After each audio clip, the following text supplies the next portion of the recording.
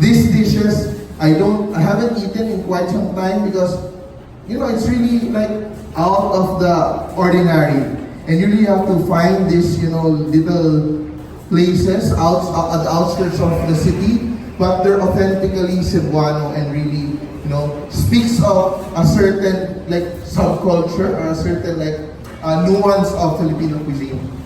My good to Ganatang Tanan. My name is Jude. I'm a storyteller from Cebu. It was one of these stories that got published in the March 2018 edition of Smile magazine that got the attention of Netflix. They emailed me, they asked me if they could come to Cebu and do a show. And when they said that they were from the team, that Susie, the director of the show, will attest to this, I screamed out loud on the phone because I'm a huge fan of the show, and I really wanted to see what the Netflix brand and this team could put their own stamp on simple food that we've been enjoying for a long time. And these are stories, I'm happy, I'm very happy. You can just imagine how happy I am, having goosebumps, having watched it for the first time yesterday.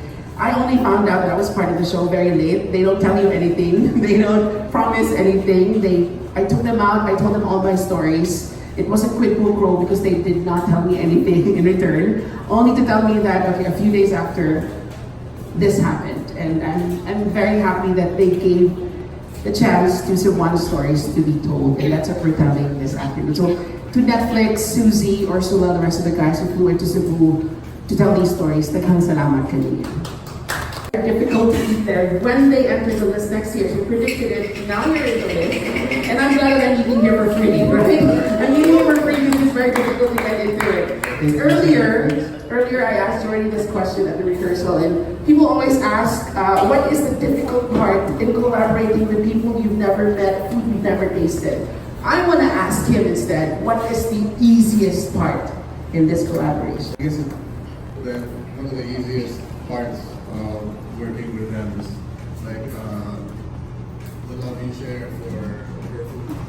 So regardless of where you eat, how you live, where you're from, and I think the show is very close towards that, where everyone can share what they're doing. Food is a universal language, and we've been talking about flavors and what they love, what they like to eat, how they eat. What does that Toy like to eat? What did he share with you? Malakas na negosyo mo ngayon. Yeah. So, I want to introduce also, kasi the street food chefs, some heroes of Philippine cuisine. It's a restaurant industry, some heroes, yung people around the kitchen, people working at the restaurant. So, I want to share this, basically give the stage to them, talk about what they prepared for everyone today. And welcome po ulit, and welcome to everyone. Thanks for having us. Thank you, Chef Jordy. Should you start with your dessert? We'll start with Sam's gonna do dessert, and Amy's gonna tell us about what she did with it. So please step forward. Time to be in the limelight. So hello, I'm Lindy. We would like to introduce the dishes, and the dishes that we made are inspired by the conversations that we have and the specialty of the four maestros that we have here. But we did not try to recreate any of the dishes because we know that these people are the craftsmen of what they do. So first off, the lumpia, we were inspired by Tita Ruby's story of the lumpia, where she likes to eat lumpia with ketchup. So we make banana ketchup here at Toyo, which we serve, which we are gonna serve with the lumpia. And our lumpia, as told by Tita Ruby, it should be freshly cooked and made with fresh ingredients. So that's what we made sure to in the way we cook the lumpia. And then for the Tita Leslie's lechon, we were inspired by her ingredients, the unique ingredients that she uses that's unique in Talisay, Cebu, which is star anise, onions, and spring onions. So that's where we got our base flavor for our pork dish. And also, she also said that her lechon is well seasoned, and when you eat the lechon with rice, when it's well seasoned, you don't need anything else. So we made sure to cook our pork with well seasoned. We make sure to cook our porks well seasoned, and then we made sure there's a balance of flavors, and we use the star anise, onions, and spring onions. And for the next dishes, I'll give the mic. Edmund's gonna tell us about the other dishes. Thank you, Bibi. Hi guys, ako pala si Edmond. Explain ko naman. Edmund, hindi ka nila makikita dun sa likod pag dyan ka. Dapat ka niyan. Ayun po, explain ko naman po yung nag-inspire sa amin yung rice and yung nilarang mga po ni Tatay Antoy. Yun po. Kasi nga po na-explain pa natin gawin. So yun po kinuha namin yung concept na yun of humanap na ingredients na abundant dito. So, trinay po namin gamitin yung isda dito. So, si dito, trinay po namin i-grill kasi sabi nga po ni Tatay Entoy na pwede siya isuba, papares mo sa nilara o yung lara. Ayun naman po, maganda rin kinalabasan. Masaya naman po kami. Sana maging masaya kayo mga pag kinain ng dishes. Ayun naman po, sa rice naman po, na-inspire kami kay Sir Ian sa paggawa po ng puslubua. Kasi napakagaling ko isipin nyo gumamit tayo ng utak para ilagay sa kanin or like isaw-saw yung kanin na puso. Which is ang galing din nga po kasi parang na-compress, ang galing, naluluto siya na maayos. Yun nga po, yung kinuha po namin is ilagay namin ng pork na may utak sa loob. So, pag kinain niyo po siya, may konting surprise sa loob. So, excited ako makain yun. Tapos po, yung mga vegetables na sa nilarang, ginawa po namin siyang parang broth. Tapos ni-reduce po namin hanggang maging parang medyo malapad na consistency. So, pwede po natin i-dip rin yung kanin dito. So, para matapos po yung nilagay nun. And next po namin is yung dessert. The least po is our dessert. So, sa Philippines po or in Manila or in Cebu, yung mga desserts po natin are in form of mga merienda. Not so much of parang mga desserts from other countries. So, with that, yung mga street food naman po natin na mga sweets are mas konti more than the savory foods that we have. So, for the sweets, we have yung mga usual na cotton candy, dirty ice cream, puto, and ano po yung kasama ng puto? Kulay brown. Sikwate, tsokolate. Mga ganun po. Tsokolate po at saka yung ano. So anyway, what we did po is hopyawani popcorn, which is yung very street food po siya kasi in-offer siya sa mga bus stops. So if ever nakapay kayo mag-bus in long rides, traveling, mga nag-offer po na vendors, they go off the bus and then they shop hopyawani popcorn. So it's kind of our inspiration for our ice cream sandwich. So for the ice cream sandwich po, we have fried mongo, popcorn, and peanuts, and mongo ice cream. So I hope you would like your lunch today, and welcome po sa Toyo Eatery.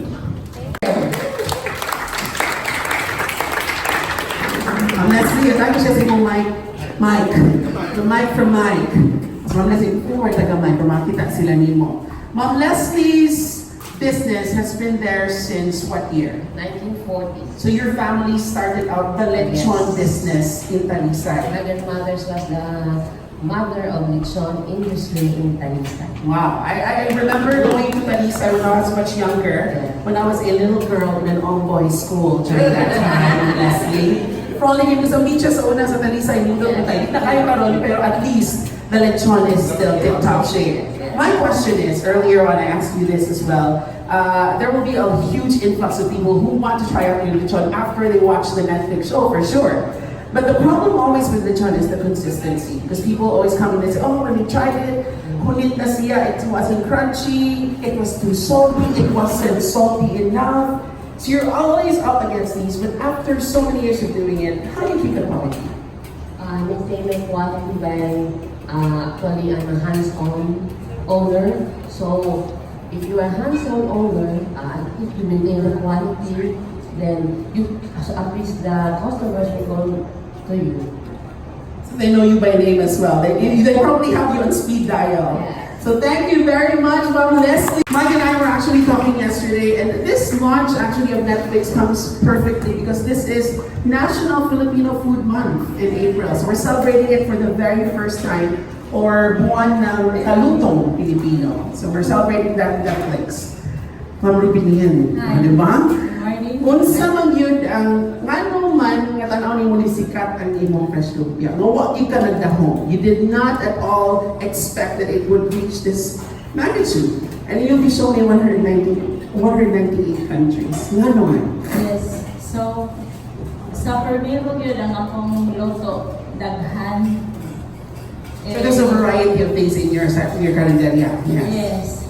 Ikan ka Sudaan. sari na sudaan. So, ako giloto sa first na gid nga loto. So, yung The lumpia one is very exact, 18. So 18. Yes. Didn't go beyond 18. lumpia Shanghai. The first is my klaseng lumpia. So, I try my best na mo loto ko nga dili all. So, Hindi nakakaumay. Yes. Sa Tagalog pa, yes. nagluto ko vegetable lumpia. Then, pag nadaghan na siya, luto na ko, pa sa primero, nag-try lang po. So, dali man mahuro.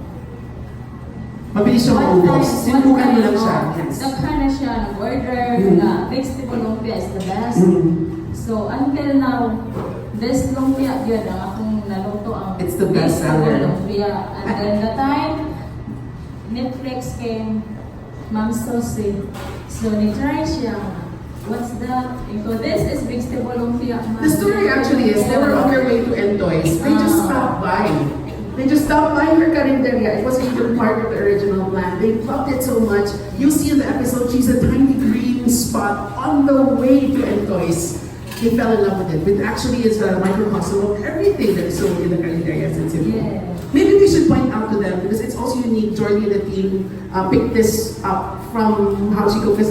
We have our peculiarities in Cebu. So we eat our siopaw with ketchup, not with the brown sauce. It's also an insult to offer Mang Tomas to a Cebuano when they're eating lechon. It has to be suka. And in the case of Mang Rubilin, we eat our lumpia with ketchup. So that's how you're going to experience it. That's why her lips are stained red. Dagang salamat, Mang Ruby. With this restaurant, Azul, may kuto.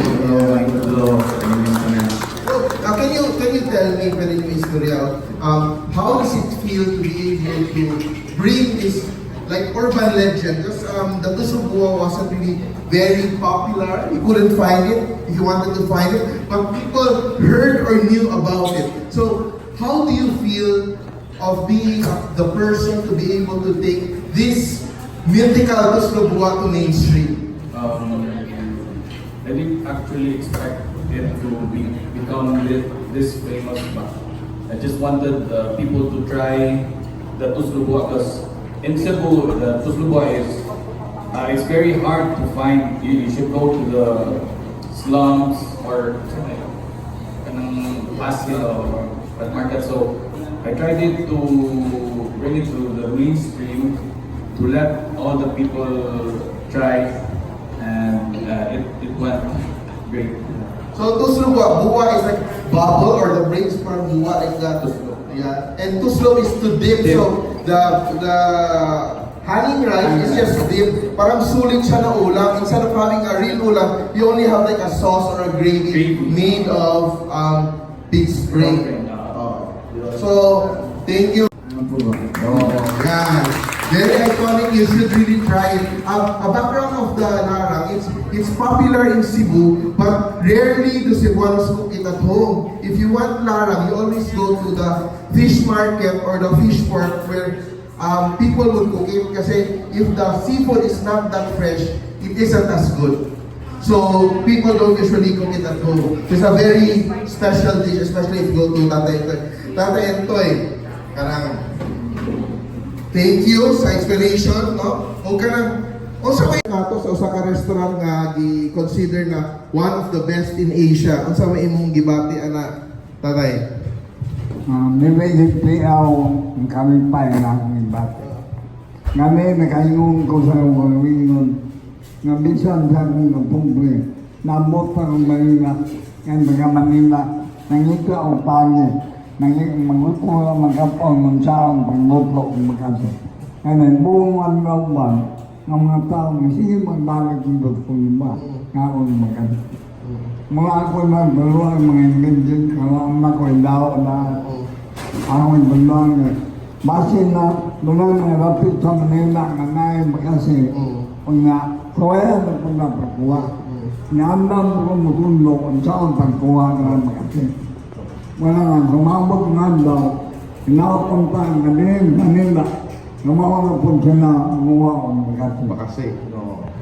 He says he's really very overwhelmed by the experience and knowing that he came from a very poor background. He's here in Manila teaching this, chefs how to cook bakasi, and he really hopes that someday the people in Manila will learn to eat bakasi and learn to catch, bakasi. I don't know if you have bakasi in Manila Bay, but for them to be able to catch it and learn to cook it, because he's really willing to teach the younger generation to cook the bakasi.